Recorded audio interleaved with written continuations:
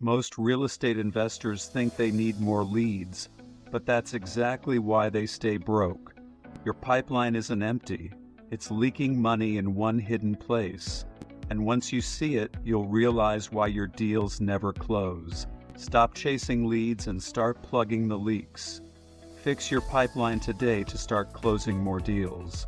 If your deals aren't closing, the first instinct most people have is simple. Spend more on marketing, more ads, more mailers, more leads. But here's the uncomfortable truth.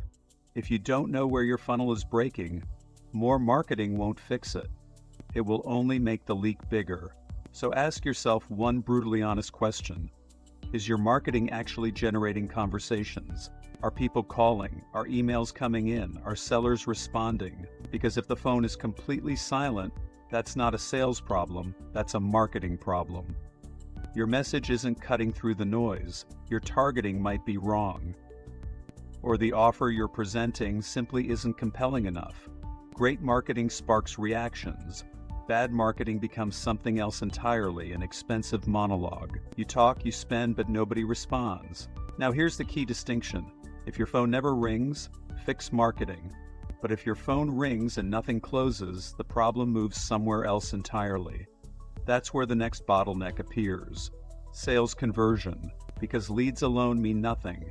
Interest alone means nothing, only deals matter. You could generate 100 leads every month, but if none convert into contracts, the entire system collapses. This is the painful moment many investors face. They think they need more leads, but the real problem is something much closer to home. The conversation itself, the way the deal is presented, the trust being built or not built during that first call. So before spending another dollar on marketing, you must identify where the chain breaks. Marketing, sales, offer structure, or follow-up. Because once you isolate the broken link, fixing it becomes dramatically easier. And that leads to the next uncomfortable truth most investors avoid hearing. Sometimes the biggest bottleneck isn't the seller, it's the way we communicate with them. Let's imagine something. Your marketing works, leads are coming in, the phone rings, sellers respond, you're having conversations, but somehow none of them convert. They say they'll think about it, they promise to call back, or they disappear completely. Ghosted, deals slipping through your fingers. When this happens repeatedly, it almost always signals a sales process problem. But here's what makes it tricky. Most investors never realize it. They assume the seller wasn't motivated, or the deal just didn't work.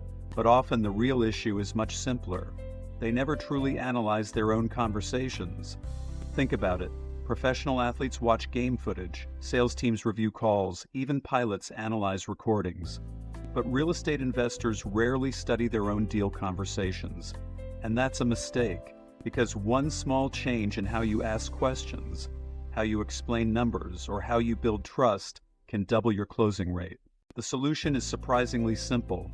Record your calls, listen back to them, detach yourself emotionally and become an observer. Ask honest questions. Did you interrupt the seller? Did you rush the conversation? Did you focus on numbers instead of their problem? Did you sound confident or uncertain? Because sellers don't just evaluate your offer, they evaluate you. Trust matters more than numbers. Confidence matters more than scripts. And clarity matters more than clever sales lines. There's also a huge difference between two things investors often confuse: a low offer and a poorly explained offer. A seller might reject a number immediately if they don't understand how it was calculated. But when they see the logic behind it, when you walk them through repairs, market value, and risk, suddenly the conversation changes. Now the offer becomes understandable, and once understanding appears, trust often follows. But even the best sales conversation isn't enough if you ignore the next step that closes most deals: follow-up. Because the first conversation rarely seals the deal. The real money often appears later, sometimes much later. It takes discipline to audit your own work. It takes patience to follow up for months or even years. But this is the difference between a hobby and a professional business. When you stop blaming the leads and start mastering the conversation, your results will follow. The market doesn't reward the loudest investor, it rewards the most prepared one. Refine your process, record your calls, and never stop following up, because your next big deal is waiting on the other side of a better conversation.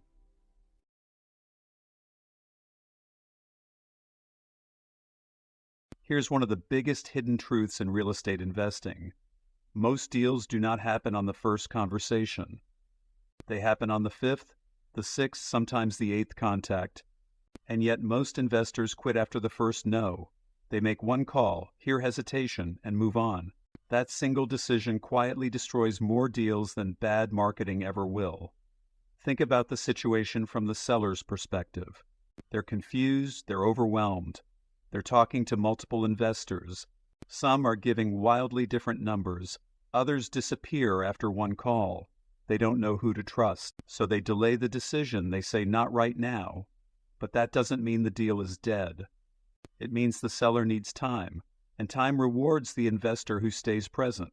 Follow-up isn't pestering. Follow-up is professionalism. It shows reliability, consistency, commitment. If someone reached out to you initially, you already have permission to continue the conversation. But the key is how you do it, not aggressive pressure, not robotic scripts, simple check-ins, helpful updates, a reminder that you're still available. Sometimes the message is as simple as, "Hey, I just wanted to check back in and see how things are going with the property." That's it. No pressure, just presence. Because while other investors disappear, you remain the one they remember. And when the seller finally decides to move forward, guess who they call? The investor who stayed consistent, the investor who followed up. But there's another major factor that can kill deals even when marketing, sales, and follow-up are all working: the numbers themselves.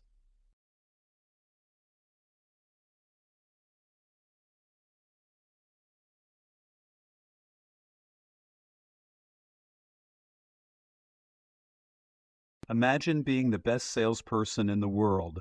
You build trust instantly. You communicate clearly. You follow up consistently to keep the momentum going. But your offer is completely wrong. Nothing closes. Because no matter how strong the relationship becomes, the numbers must still make sense. This is where many investors accidentally sabotage themselves. They rely on automated property estimates, online valuations, tax appraisal numbers, quick shortcuts that feel convenient but often produce wildly inaccurate results. The problem? Sellers may not know exact values, but they usually know when an offer feels unrealistic. And once they feel insulted, trust disappears instantly. The only reliable solution is learning how to evaluate properties manually. Real investors study comparable sales. They analyze neighborhood trends and market shifts carefully. They calculate repair costs with high precision and detail. They estimate the true after-repair value. From there, they determine the maximum allowable offer that still protects their profit. This process takes more effort, but it separates professionals from beginners, because accurate numbers create confident offers. Confident offers create serious conversations. Instead of guessing, you present logic. Instead of apologizing for your number, you explain it. Suddenly, the seller understands the process. And when they understand the process, the negotiation becomes collaborative instead of confrontational. But even when everything finally starts working, there is one more challenge that quietly destroys many investing businesses: cash flow. One of the fastest ways investors fail isn't lack of deals. It's poor cash management. Marketing campaigns can be expensive: direct mail, online ads, lead services. These systems burn money quickly if they aren't working properly. That's why experienced investors use a simple rule: the red light, green light system. Here's how it works. When a campaign performs well, you hit the green light. Scale it, increase budget, expand reach. But when a campaign fails, you hit the red light. Stop spending immediately. Analyze the problem. Was the mailing list wrong? Was the message weak? Was the targeting incorrect? Once you identify the problem, adjust the strategy. Then test again with a smaller campaign. This prevents the most dangerous mistake investors make: repeating the same expensive marketing campaign, hoping for different results.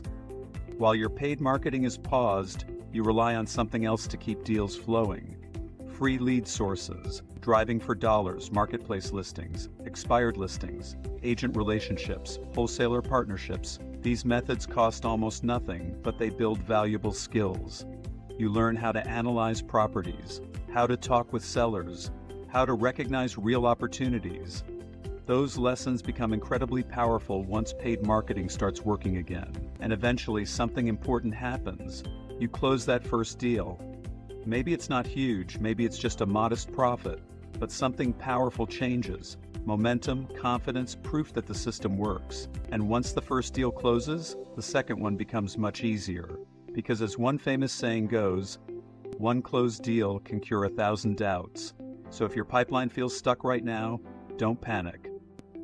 Fix the broken step. Follow up relentlessly. Offer accurate numbers. Protect your cash flow. Because one adjustment, one contract, one deal can change everything. If you found this breakdown valuable, hit the like button and subscribe to Winds of Thought for more deep insights on building real wealth. And tell me in the comments, what's the biggest challenge you're facing right now? Finding leads or closing deals? Let's solve it together.